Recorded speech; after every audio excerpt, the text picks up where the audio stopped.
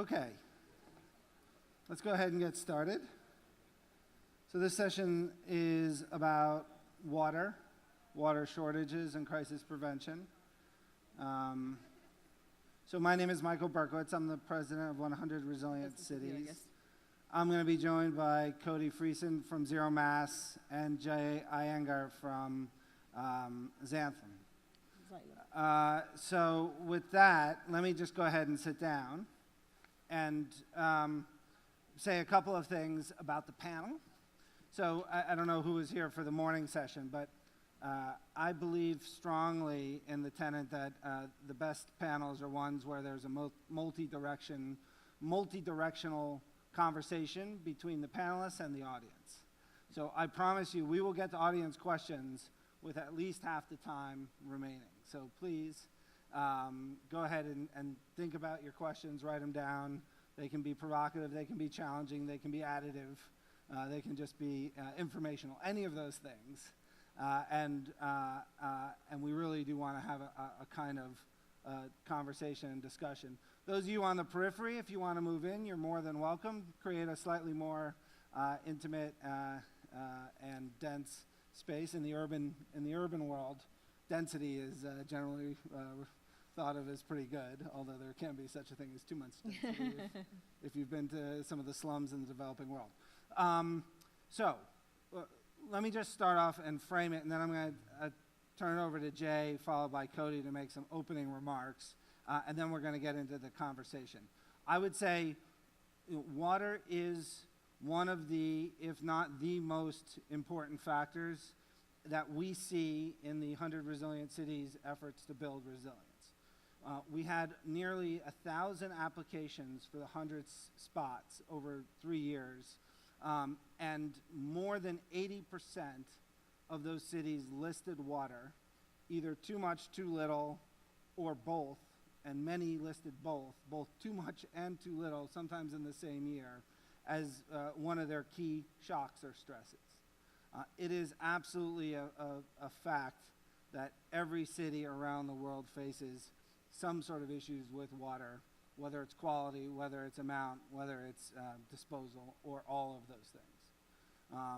The World Economic Forum, WEF, which publishes a global risk register every year, last year 4 of their top 5 risks were water related. A lot of that had to do with climate, but nevertheless, you start to see where this is going. Water is absolutely one of the most important and essential aspects of making a more resilient community, city, or nation. So it's in that context that we want to talk about opportunities, really. First, maybe the challenges, and then opportunities with how to deal with water from 2 of the sort of leading innovators in this space. We'll get going. But before I turn it over to Jay, I just want to start by saying, so we get a sense of who's out there.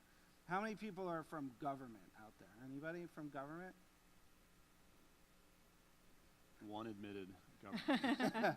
And Welcome. a super important actor, so I hope you have a good question or a comment. Sir, how many people are from other technology companies?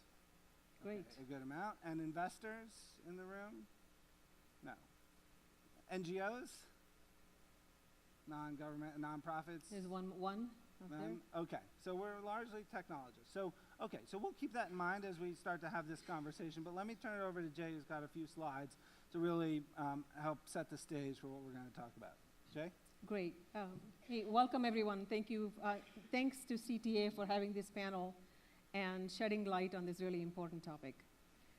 So what I'm going to do is, Michael, set the context. Why is this topic important? Maybe describe the magnitude of the challenge and what can we do about it. So hopefully I can advance my slides. Maybe not. Can we have Jay's slides, please? Oh, there they go. There you go. All right. Okay.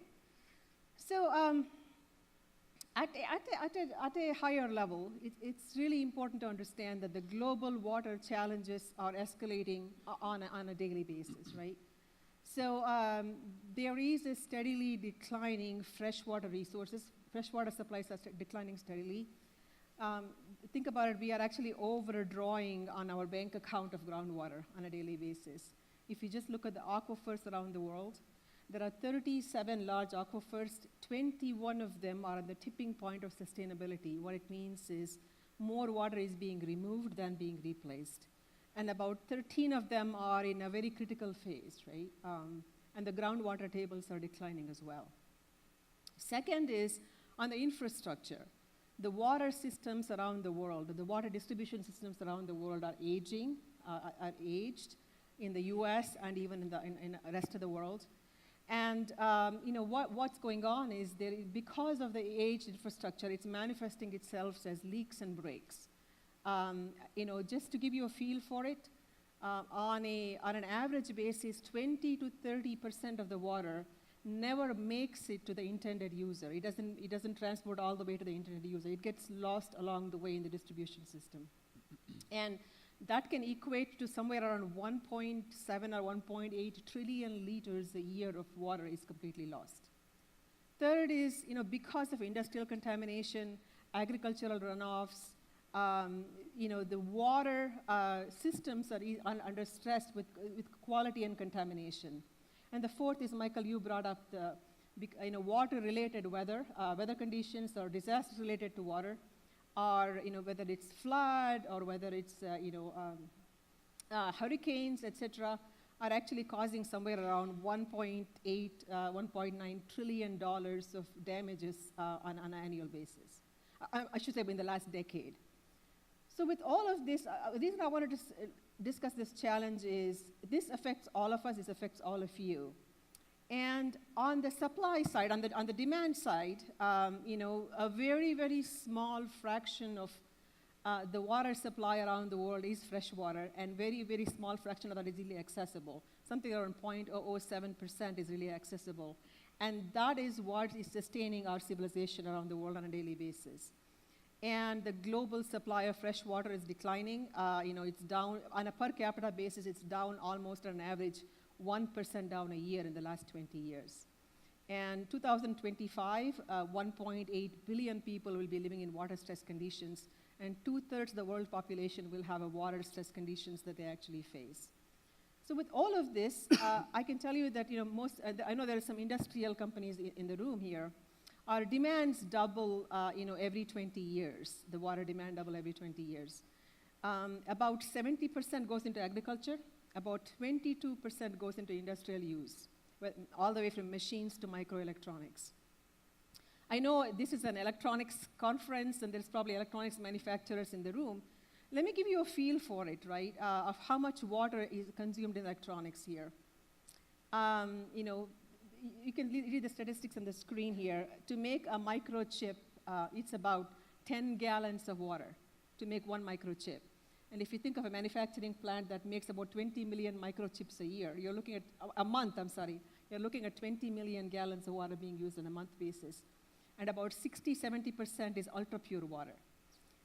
So what I'm trying to set the context of all of this is, what all of this means is that we have this escalating challenge, and we have an opportunity of a lifetime to bring in innovation and technology to address some of these challenges. And I'll touch on what they are in a moment.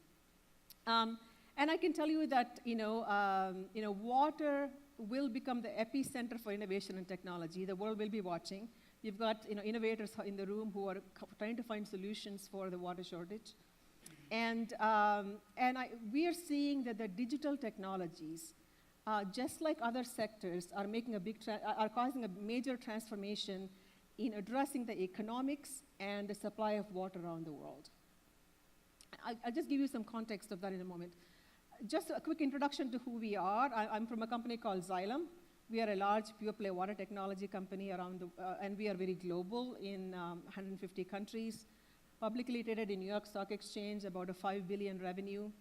And basically, we have solutions all along the water cycle. There's a picture of the water cycle there, all the way from treatment technologies, transporting of water, metrology to measure the water quantity, such as automatic metering infrastructure, and digital technologies to put some intelligence into the distribution system, both on the wastewater side and on the clean water side. So I'm going to give you a feel for 2 or 3 technologies that are actually making an impact. But it is important to note that, we create, our motto is we create social value and economic value. Of course, we are a publicly traded company. We want to make sure our stocks are doing well. But creating a social value, making an impact is really important part of it. The way we think about innovation and technology is no one company, no one person, one industry can solve it. It's really bringing together, the ecosystem of startup companies, universities, public-private partnership to really drive, change this, the challenge around this and trying to find solutions and trying to do them at a faster rate than one company would do it by ourselves. So just to give you a few examples here is that, I've used the term, I mentioned about the water leakage, right? I talked about, 20 to 30% of the water being lost on an annual basis. So if you think of developing countries, you talked about the challenges there. Annual bill is about $3 billion is lost every year in developing countries. If we save 50% of that, you're looking at, you can get water for 90 million people. The way you think about this is, if your house, you're not able to maintain the heat in your house.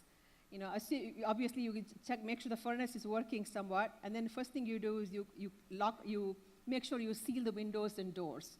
Common sense to avoid leakages so that you are not unnecessarily wasting heat in the same way you're not necessarily wasting water here.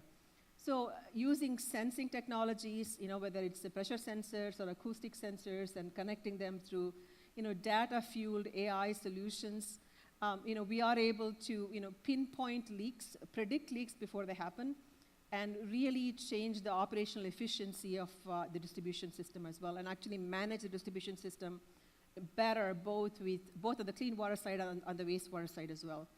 Second is water recycle reuse. By the way, this by no means is an exhaustive list.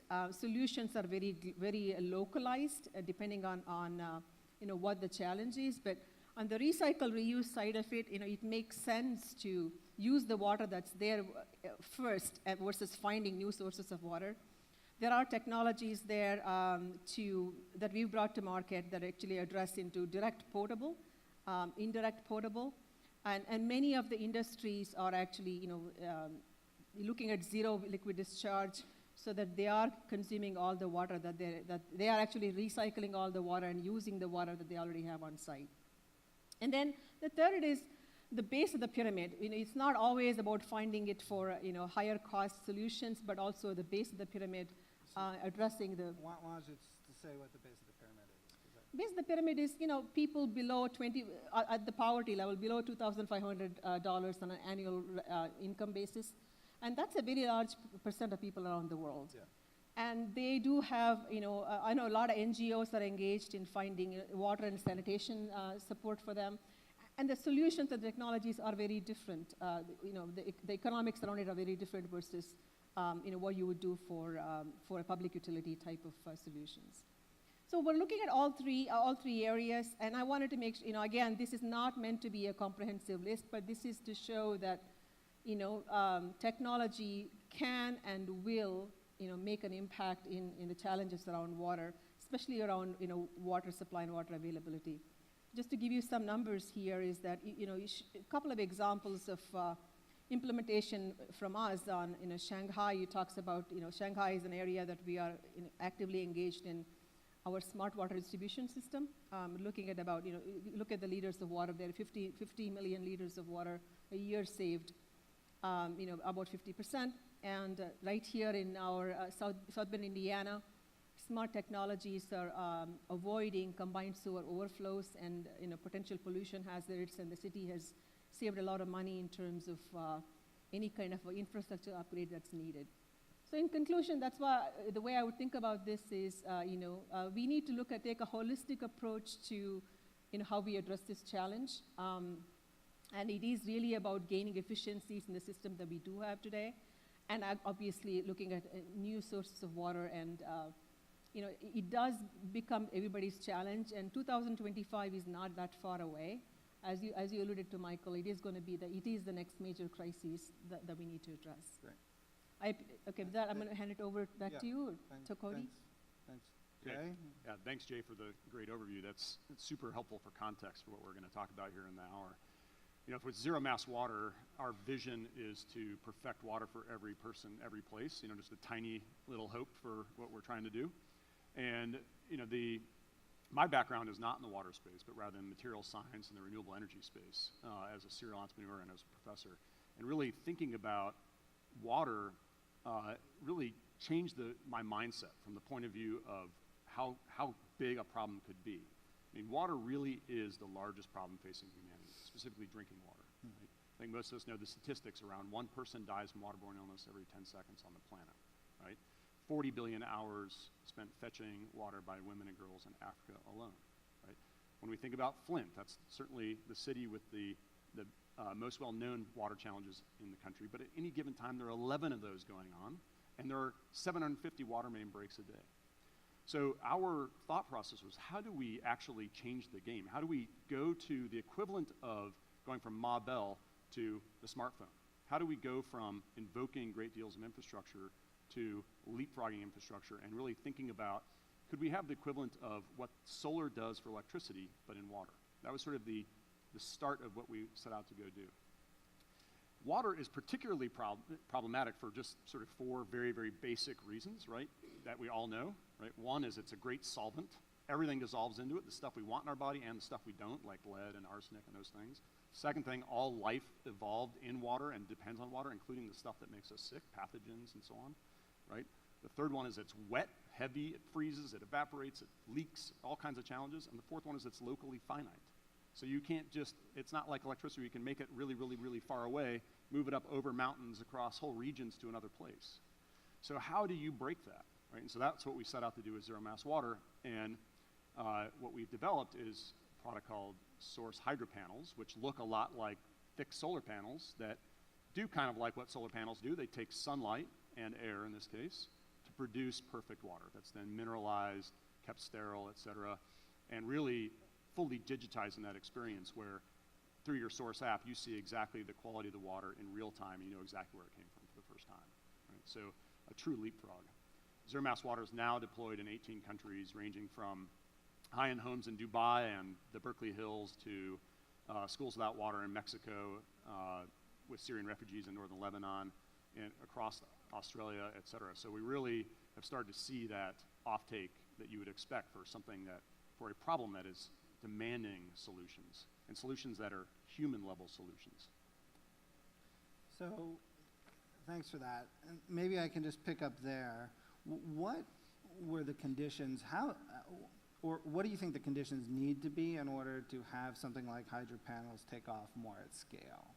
Like, what were the conditions that got you into these places, and what do we need to make the next leap to push it further? Yeah, I think an important thing to recognize is that our first markets, which are offsetting bottled water consumption, is a massive market, $250 billion a year.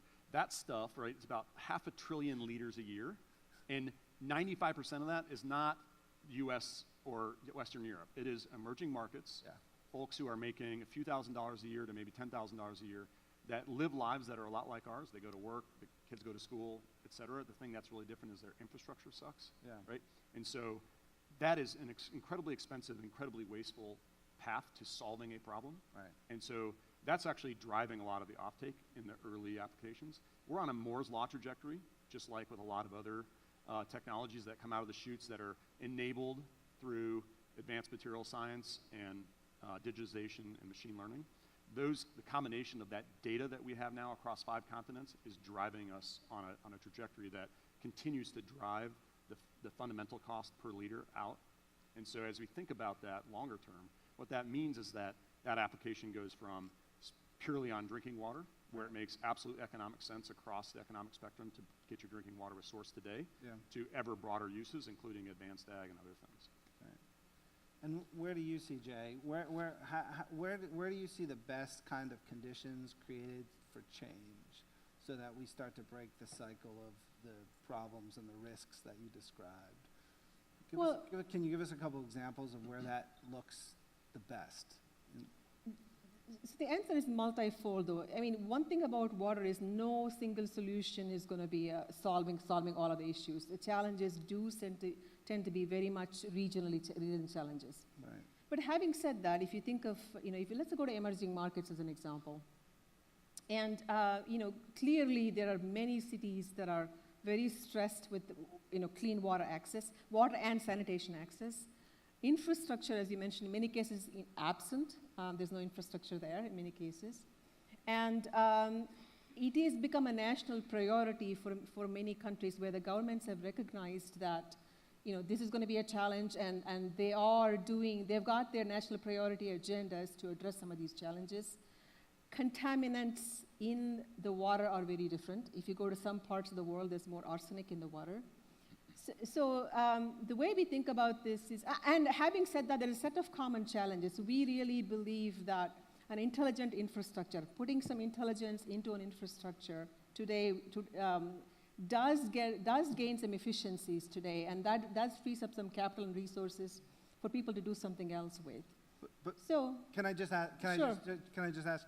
So where are the infrastructure owners most likely to make that investment to put intelligence into the infrastructure? Where are you seeing that most? Is it in places like Cape Town, South Africa, where they had a really close scare of almost running out of water, and it was like a crisis that imperiled the city, or is it in somewhere like Dubai where they're affluent and they can afford to invest in innovation?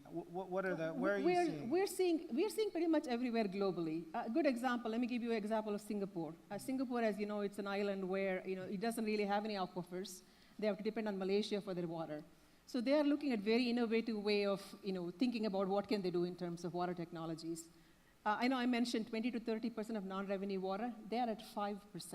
So they have done everything possible in their intelligent infrastructure to bring that down. China is another area where we're looking at, non-revenue water is a national priority for China. So we're looking at, intelligent technologies there to address it. Recycle, reuse is Namibia has got recycle, reuse. They've been doing it since the 1970s. California, because of the drought and other conditions, are looking at it. So each region has a motivation. Clearly Dubai is about, in the Middle East, about 40% of the water gets lost. And some regions are very humid, so things like air-to-water technologies like you're working on would be a very apt solution for them. So it is, the motivations and what's driving them to go there is all because of the shortage of water and the water stress, but the path they were getting there is, technology being applied is different depending on the conditions there. Yeah. I want to come back a little bit, Cody, to what you talked about, which is the cost of dirty water. Have you seen any, and this is a question for both of you in some ways, have you guys seen any efforts to monetize the benefits of clean water? If you added up, sick days and damage to the economy and cognition because kids with chronic cholera learn in different ways, if you took all of that, the costs to purchase the infrastructure, whether it's micro-infrastructure or larger infrastructure, would clearly outweigh the negative impacts on the city. But we haven't really seen innovative financing mechanisms do that. Are you guys aware of that? Have you seen any of that come to bear? Absolutely, on a very human level, right? So just to draw the analogy back to the smartphone, you go to island of Kalimantan or Sulawesi or something in Indonesia where somebody who's making a couple $100 a month, and yet they've got a smartphone. Why did they make that decision? Well, because they went and they did that analysis, right? And so in a very similar way, if you're the one that's getting sick, if your kids are the ones that are not going to school, right, and you already are at the economic edge, right, you can't lose your job. You can't imagine your kids not going to school. You're spending a great deal of money trying to improve your life. If you can save money on that front and at the same time leapfrog that infrastructure that's broken, that's causing those challenges, that's where I've seen monetization over and over again across now 18 countries, right, and growing. It's one of the reasons why when we developed the technology, we made sure that it wasn't dependent on high humidity regions or regions with crazy amounts of sunlight. That in fact, we operate from below 5% relative humidity in Scottsdale, Arizona, where my house is, to the jungles of Indonesia and so on, right? So being able to have something that's truly for every person, every place, where people can do that analysis for themselves and have water that is as good as the most expensive luxury water brands, but independent of place, Right. which is what the smartphone did. Right. I think there's going to be the water affordability is going to be a challenge, right? The expectation is that the cost of water is going to go up so that it almost becomes 20% of someone's income at some point, as the cost of electricity is going down because of new technologies. But on the terms of monetization, I think there will be new innovative business models that are going to be driven out of IoT and AI and advanced data analytics that we're bringing forward. To give you an example, if you just look at combined sewer overflows, right? If you just go back to any of you go to the EPA website and look at something called consent decree. Consent decrees are in some ways, it's not exactly a fine, but it is because of environmental violations, what it takes to address this.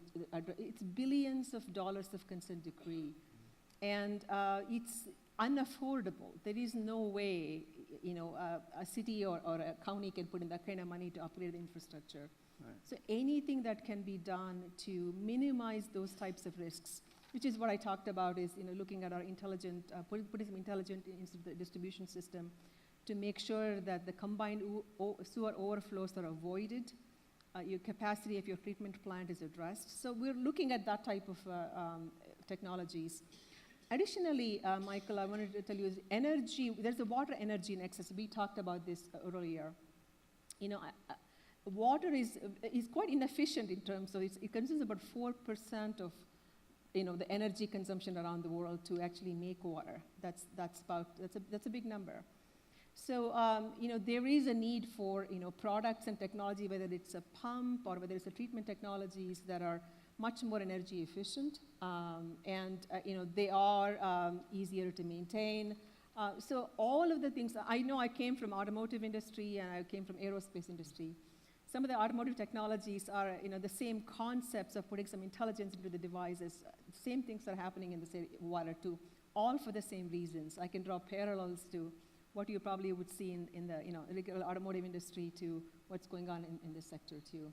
So the economics are going to change. They have to change to make the equations affordable. Anything to do with to reduce the operational cost, anything to do reduce the capital investments, all of those are very essential for us to kind of make the water affordable. Right. I want to see if there are questions or comments out there in the audience. Could we, while the mic's coming to you, let me ask, I'll ask one more question, then you'll be first up. Jay, I think you talked a little bit about water reuse as an important strategy. I know that in some places, in many places, there are issues of stigma, social stigma with water reuse. Yeah. Can you talk a little bit about how are you guys helping communicate that, message that in some way? Yeah, no, absolutely. Important part of this, I know there's a regulator in the room, there's somebody from the government here in the room. Regulations are one part of the enabling this, but clearly, the managing the customer perceptions, educating the consumer is a very essential part of deploying technology. It's not sufficient if you just make a technology. It's also about think of the entire value chain.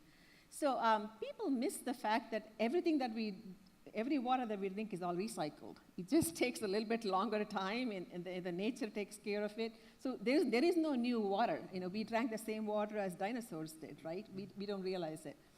So part of what we've been doing is engaging with the state of California is, because of reasons that I mentioned, are quite progressive, and they're looking at recycle reuse more aggressively. San Diego, Orange County, Los Angeles. So we worked with them we took a consumer survey as to consumers' acceptance of direct potable recycle reuse water. And, it's interesting, there is an education element to it. Once they understand that what the quality of the water that you can create with the direct potable treatment technologies is as good as what comes out of the bottle. Once they understand that, it was about 87% acceptance rate. Yeah. So a lot has to be done to inform and educate the customers. Originally, oh my God, we will never drink take a treatment water that's been recycled, immediately drink it. Once they understood, I think it's been we made beer out of, at some of the conferences, we actually made beer out of recycled water to show that, it tastes very good, tastes about the same, it's quite safe to drink. So there is a customer engagement and education piece of this, which is as important as technology development. Absolutely. I like the idea of recycled water beer instead of these tiny bottles. I think we had a question here, and we're looking for more, so, and then here after. Hi, my name is Mehmet. I'm from Turkey, but I live in California. So I have a question for each of the panelists, and am I allowed to ask questions to the moderator? You can do whatever you want. Okay, one question to Cody. What is the cost aspect of your water production? I mean, is it cheaper than buying water from the city? And to Jay, I was the chairman of Turkish Yemeni Business Council when I was in Turkey. And Sana'a, the capital of Yemen, is known to be the first city in the world that will be waterless, and soon it's, I think, going to be in 10 years or so. Are you aware of that, and is there any solution to that? Just like Cape Town? Just like I think Cape it's Town? worse than Cape Town. Yeah. They often said that it's the first city in the world that is going to go waterless. That's Sana. Yeah, and to you, Michael, why don't you have a city from Turkey in your 100 city list? All right, let's start. Cody. Yeah, so today, if you go online and you bought Source Hydro panels, right, so you can get a panel for $2,000 online, right, and so that amortizes about 1/10 the cost of low-end bottled water, so very, very low cost.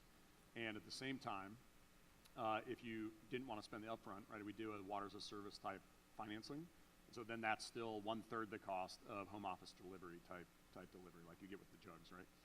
And that's while having direct visibility to exactly what's in your water in real time through an app that shows you exactly the quality of the water, that you've got calcium, magnesium, sulfate, carbonate, et cetera, in that water, that it's ozonated in real time, that water is the most perfect water you've ever had in your life. Okay. Without all the waste. So to answer your question, yes, we are aware of the Turkey challenges. Turkey is one of many places where over time we will have the same thing. There's several cities in India as well where water is expected to run out after a few years. But and the Cape Town clock was on their website was clicking down as we were watching that. So. Things that we are looking at there is clearly recycle, reuse. That's one part of, what can they do in terms of conserving the existing water that they do have. And the second piece is as water leakage. The non-revenue water is another piece. Those are the two technologies we're looking at. We are a very global company. We're in 150 countries around the world. So there is commonality. Obviously, the infrastructure, the challenges are going to be very specific to the particular country, but for the particular region.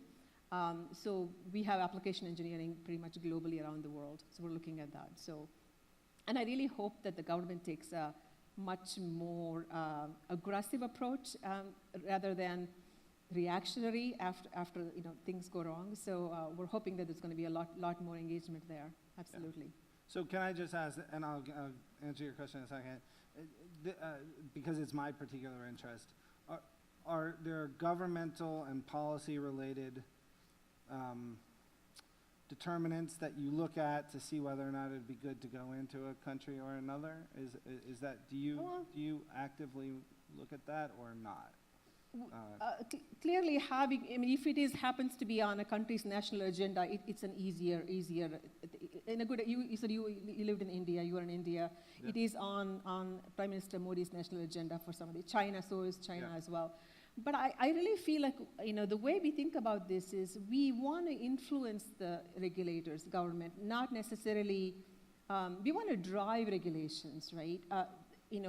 As I mentioned, it is the full. It is the full value chain. Regulators are an enabler. They have to be informed. The regulations have to catch up with the technology. Right. The technology has to be cost effective and a right solution for the consumer. And then you really want to make sure there's a consumer education piece of it. So we look at it kind of the full value chain. We feel like it's kind of our obligation to look at all the full value chain. So we go where the business opportunities are, of course, globally, but actually we are, as long as the opportunities are there, we don't let a regulation or stop us. We will try to influence that. Right. And Cody, is it you're focused much more on the individual purchasing power in the market and behavioral change? Yeah, I think so. I think, so we have this sort of really unique aspect for water, which is that we can just show up. You and I could just pull a source panel out of a box, set it down, and it starts making water. Right. So we have both sort of the very strategic, which relates to, we're involved in Syrian refugee relief efforts and engaged in Samburu with girls that have been through some pretty tough circumstances, and they're now in a place called Samburu Girls Foundation, but they were still walking 2 miles a day for water, so we engage there. So we're on the opportunistic side. Think about, when Hurricane Maria hit Puerto Rico, we can just literally show up, in which we did, right? And so that enables a different way of engaging the market, both from the point of view of where governments have already established identified need, and also where the marketplace is pulling, right? And so we've seen that just all over the place, the whole spectrum. Okay. I would love to come back. I do want to talk about crisis response a little bit more, Yep. if we can, Absolutely. because I think that's really interesting. There's a question here just on the Turkey city and the 100 resilient cities. We were very close to one of those cities whose name Gaziantep. They had an amazing application, but we just had so many applications we had to sort, and it was when Syria was deteriorating. So that's where we ended, but we would love to work, and we're thinking about new ways to have cities enter the 100 Resilient Cities Network now, and so, it's still possible. We do think urbanization in that region is going to be an incredibly important factor, in the world because of refugees and migration and climate change and all of these things. I think it would behoove us to work with a city in Turkey, so I agree 100%. You've been waiting long and patiently, so here comes the mic.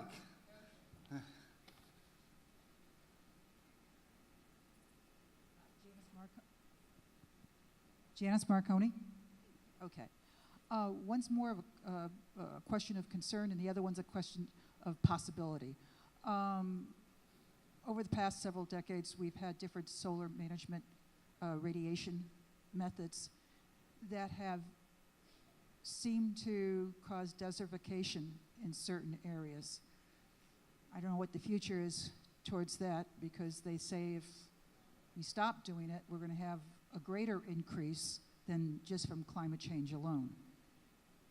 The possibility question on something not necessarily related is, what's the possibility of individual solar stills? Obviously, there's a lot smaller amount of water, but what's the possibility of communities being able to do something, or individuals being able to do something? I tried the experimentation just with kids in the neighborhood doing solar stills. We got very little water from it, but we did get it. Yeah. Cody? Sure. Yeah. So we're at the Consumer Electronics Show, so I'm focusing a lot on the individual here, but we are deeply engaged in kind of broader community development efforts. Everything from working with where there are schools that have lost water to I'll do a little quick plug. Don't hit me. Thursday morning, we're going to have Flint Mayor Dr. Karen Weaver and Lupe Fiasco at our booth, CP5, at 11 a.m. on Thursday to talk about a new partnership with the city of Flint and Zero Mass Water in Flint.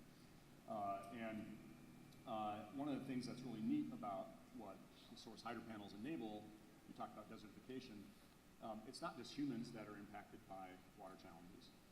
In fact, in the Sonoran Desert in Arizona, we've established an array for wildlife, which is kind of fascinating because at midnight it pumps to a small catchment, and there's a game cam that sits there and watches, and it's sort of fascinating. So, National Geographic every night, mountain lions and bobcats, all sorts of things coming to that, and sort of gets you to that paradigm shift of, okay, here's something that's in the middle of the desert. These animals have been pushed up out of the drainages by human, human activity.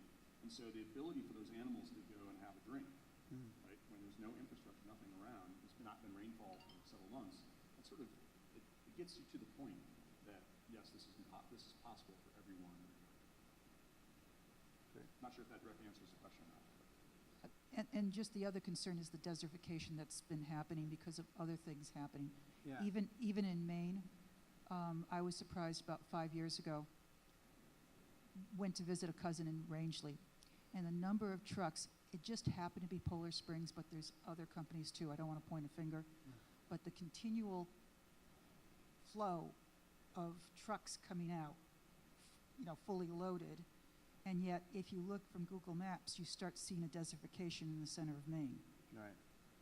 So maybe to genericize this question a little bit more, can you talk about how you both approach unintended consequences from some of the technologies and whether or not there are negative unintended consequences, how you continue to keep an eye on that? So maybe with any new technology, right, you want to go through a full validation. The way you would do this, and this is very similar to what the aerospace industry does, is very similar to some of the automotive industries. You want to get into early proof points. Water is still a very conservative industry because for the right reasons. It is safety related. You just can't take a chance in, taking a chance in new technology that you're not sure of. So for the right reasons, our customers, we are a B2B, as I mentioned to you before. Our customers are conservative and careful. They should be. As a technology provider, it's kind of the way we do this work in new technology is create proof points with customers early on so that the customers get to experience and trial and test the technologies as we're deploying it. Once you create a few proof points, we also learn a lot because we learn the applications and how it's applied and understand all of the requirements, understand all of the conditions. So that makes a solution more robust before we scale up. So that's one very important, and also the consumer education becomes a part of that as well. That's one, including any of the regulatory framework that needs to change. So that's been kind of our methodology that we've used for deployment of any of these new technologies that I mentioned. It's early partnership that makes a difference. Great. Yeah, I mean, we're at the Consumer Electronics Show, right? So, we think of, disruption as a good thing. But disruption is disruption. It has its positive elements and it has its negative elements always, right? Yeah. You can't have one without the other. And so, I think if you had seen my panel earlier, I mentioned that, the technology is 1 or 2% of the solution. The 98, 99% is the human factor. And so it's how do you engage with communities to make sure that as we're rolling out a new technology that we're learning in real time. Yeah. We've got some of the most amazing water quality scientists, most amazing material scientists, some amazing chemists and so on that are dialing in our technology. Yeah. But even if it's perfect, it's still 1 or 2%. Yeah. That's my thesis. And so that other 98% is where we really learn and where we really create a human-centric solution where the unintended consequences are known and become the consequences, both positive and negative, because everything has a wake. Yeah. Right? And so and I'm not making any specific reference to source, but just in general, when we think about disruption, we think about the cynicism that people have now towards technology in general, the broader population. And maybe rightfully so, given that now we've discovered that we're the product, not the customer. And so how do we think about, in technology, how do we in general think about reframing, resetting that relationship so that it's a win-win-win around the table? And I think that's something that needs to be talked about more and focused on more generally, and specifically when you're talking about resources that we need to live. Yeah. So there's a question there and one there. And maybe while the mic is making its way here to the, one further. Yeah. Just before you ask your question, let me just ask a little bit of a follow-up. Given that if 98% is the human and the sort of systems change, and the 2% is the tech. Are you guys thinking about partnerships to bring, like I could see for Zero Mass, a partnership with Slum Dwellers International or some other organizations that work in those kind of communities that could really use the adoption of this technology. I'm talking about informal communities and so on. Are you guys thinking about partnerships in that way to cover off that? Yeah, so we actually flip that over. We almost exclusively partner. So, Community Foundation of Greater Flint, Asian Development Bank, ARENA, Australian Renewable Energy Agency, USAID, Conservation International, the list goes on and on. Duke Energy funded one of our earliest pilots because they thought this was cool, and so we did a pilot in Ecuador. Many of those are funders, though. I was asking about slightly different partners. Yeah, fair. Some of those are funders. Some of them are specifically partners. And I agree that the key from our perspective is that those partners are as local as possible, right? So that when we bring a solution in, that creates jobs, it creates an economy that is around this new technology. In the same way we know that one of the fastest growth areas for jobs in the US is solar installation, right? There's a reason for that, right? It's heavy upfront labor, and then after that you have basically free energy for the life of the panels. Very similar for source, right? We have the opportunity to enable local economies to grow by virtue of installation of source, and that's a big part of our partnership. Yeah, partnerships are a very important part of how we think of innovation. So I mentioned innovation ecosystem. We partner with things like organizations like WEF, USBR, Bureau of Reclamation.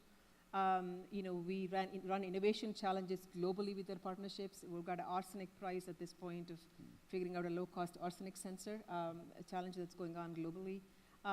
We have partnered with NGOs. We've got 7 NGOs that we partner with today.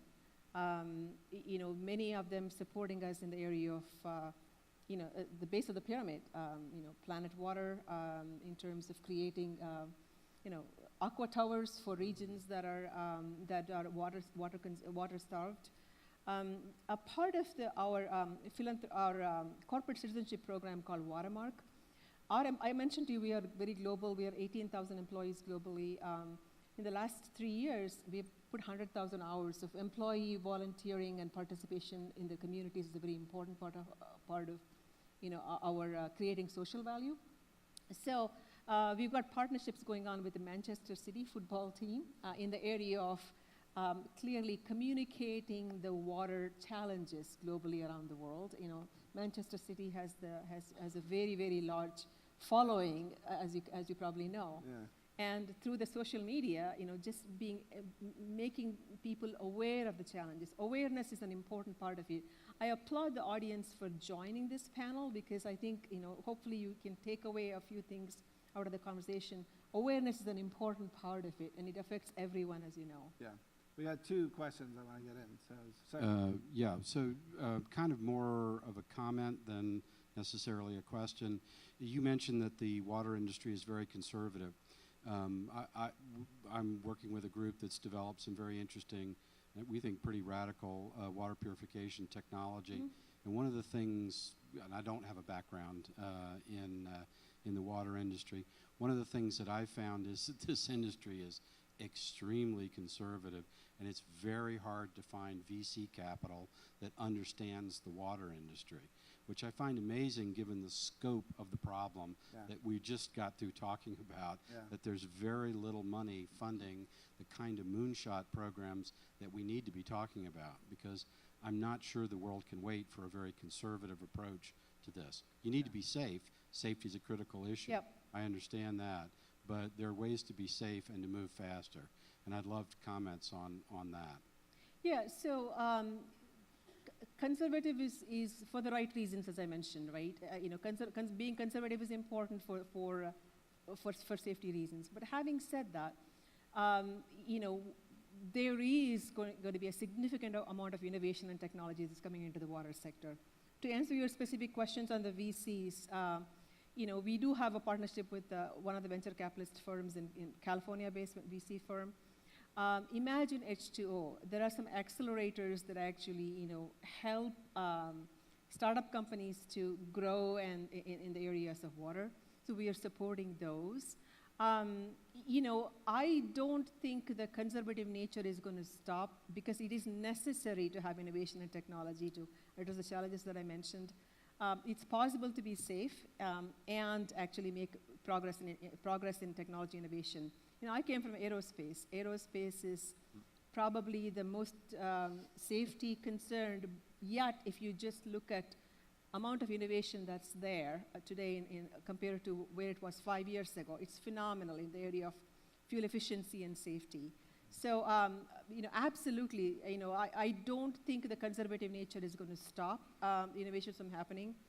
And it's important to create proof points. People need to see something is working, something is, tested in the field before everybody jumps on board with it. So finding the early adopters and creating the right partnerships, creating proof points so that the rest of the people can see this technology working is really important part of it. I have two other thoughts to that, and just very quickly. One is, this is where I was trying to go with this question about capturing benefits. I do have often thought that if we marry innovative finance, the whole social impact bonds, pay for success space about creating products that help bring capital on the back on the promised returns benefits to society. If we can do that in the water space, then we could really unlock capital because we have so many people. What was the stat about how many people die from cholera each hour? Something like 1 per minute? One every 10 seconds globally 10 for seconds. waterborne illness. Exactly. So if you can cut that, and you see it. We work all across West Africa, and we see, the stats of year in and year out, the same kind of cholera epidemics. And if you could cut those in half and capture that value, you could really bring capital to something that was starved for it. So quickly, we have we have 7 minutes. 2 more questions and some thoughtful responses, and we can move on. Sir, the one government representative in the House. Thank you very much. And I'm not from the U.S. government. I'm from the UK. Of course not. You're here. But it seems to me that the ownership of the problem is part of the issue here. And I would have thought it's very important to know where best ideas can be compared. Are the UN Sustainable Development Goals a good example when they look at water to be a useful source of ideas? Or are there other better benchmarking areas when you look at this internationally? Because I think there's a lot of science here, a lot of tech here, and that may put some people off. So actually getting to solutions requires a better comparison of solutions that do exist. Where is that best source of information?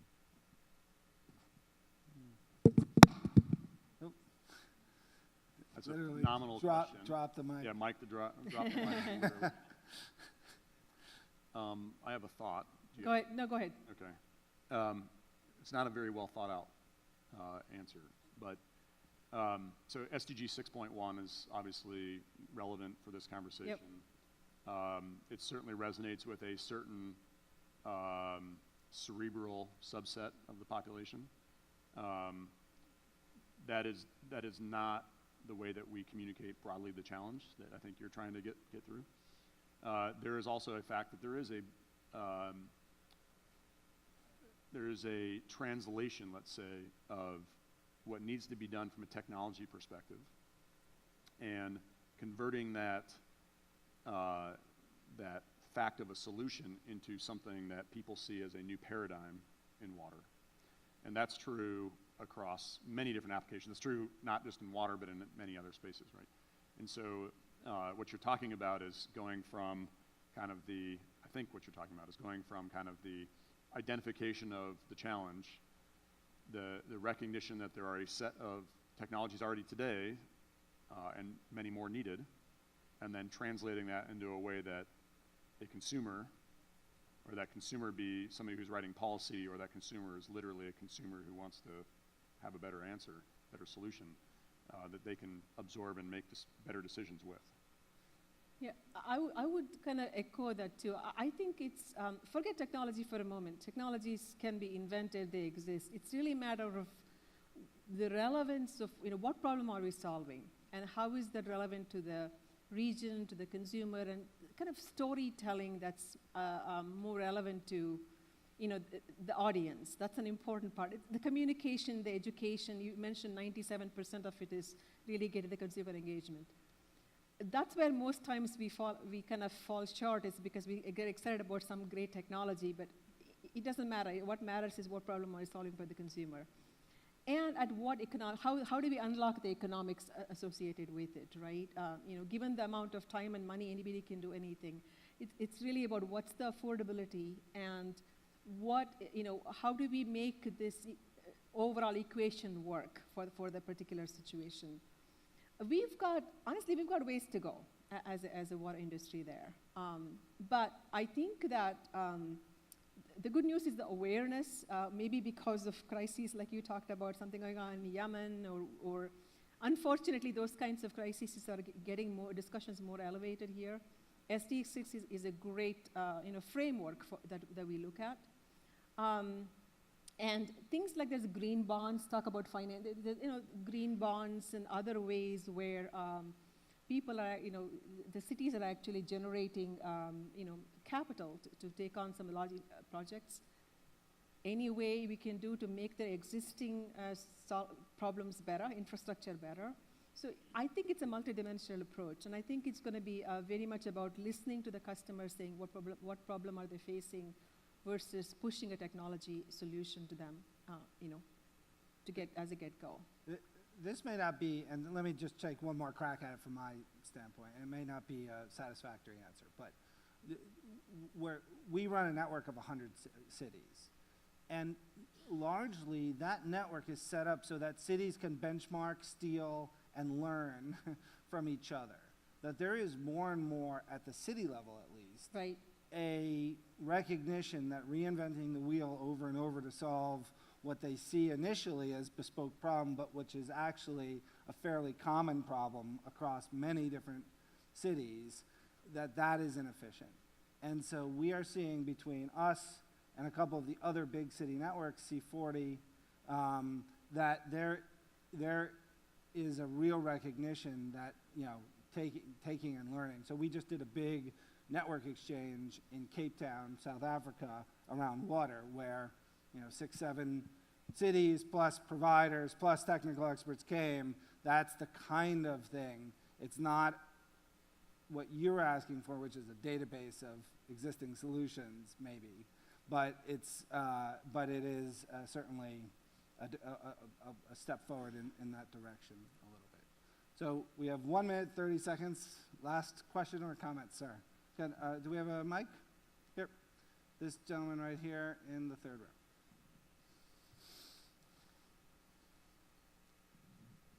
What about consumption? You are talking about how we're going to supply water for the people. What about the consumption? What are the mechanisms we can reduce the consumption? Because globally, from 400 liter per capita to 3 liter per capita distribution. Yeah. So isn't the consumption should be a bigger part of the equation as much as the supply?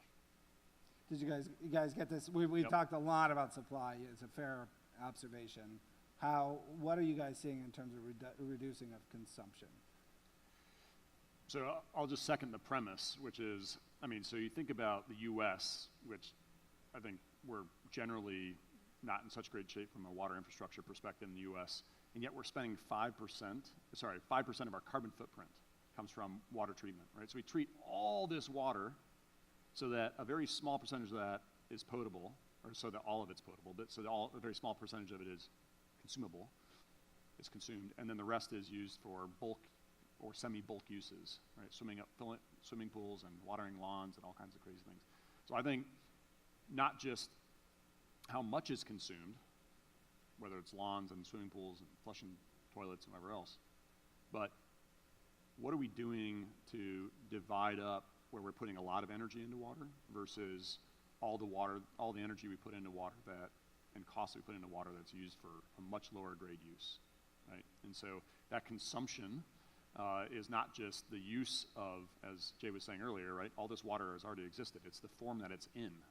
And we take it all up to this very high grade in order to use it for very low grade uses, when a very small part of that needs to be high grade. Yeah. And that's driving a huge amount of the cost. And I'm going to give Jay the last word, but you know, Cape Town, South Africa, in a crisis, reduced consumption 50%, Yeah. 50% per capita, right? So it is possible. The question will be, now when the crisis ebbs, Right. you know, what happens? Not when it created burning. Yeah. So I think that's a fantastic question on the consumption piece of it. So, let me ask a couple of things. The way things are happening is that consumers, the more they're informed of their water usage, better they can make better decisions.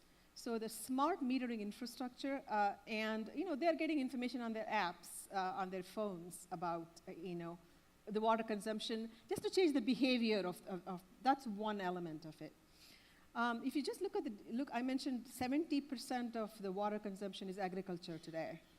I know there is technologies, there's a food water nexus, there's technologies there in terms of precision farming. I know that some of the food growers are looking at, seeds that consume less water. So there's a lot going on there trying to lower on the agricultural piece of it. On the industrial piece, anything we can do to recycle, reuse, and try to conserve that, zero liquid discharge, that's happening. So consumption is an important part of the equation as we're looking at the supply piece of it. I see a movement there, to be very honest. We're seeing the smart metering infrastructure doing a lot for our customers and their customers being informed of their water usage, just like you do for your electricity usage. Great. That's got to be the last word because we're over time, but please, Jay Iyengar, Cody Friesen, thank you very much. Thank you Thank so you, much. Michael. Thanks. Thank you. Nice job, Jay.